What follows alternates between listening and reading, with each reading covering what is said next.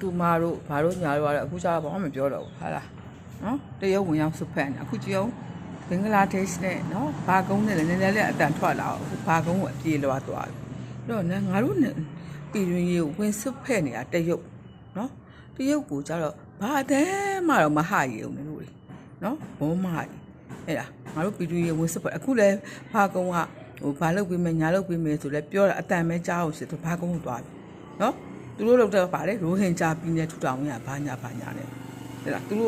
တို့ပြောတော့မှသူတို့နဲ့ပြောတယ်ဆိုတော့မနေ့ကတည်င်းထွက်လာ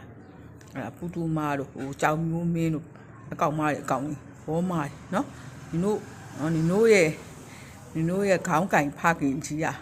နော်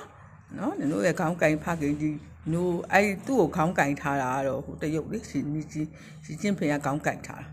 တာအဲ့ဒီဟာကြီးကိုကြာတော့ဒီတို့တခုံးမှမပြောရဘူးနော်ပြည်တွင်းတွေကလူတွေကိုကြာတော့စုံအောင်လိုက်ပြောနော်တို့ပြောချင်ဘူးနော်တို့ဘောမကြီးတို့လည်းတနေ့အသေးဆုံးနဲ့တည်မှာပါတို့လည်းနော်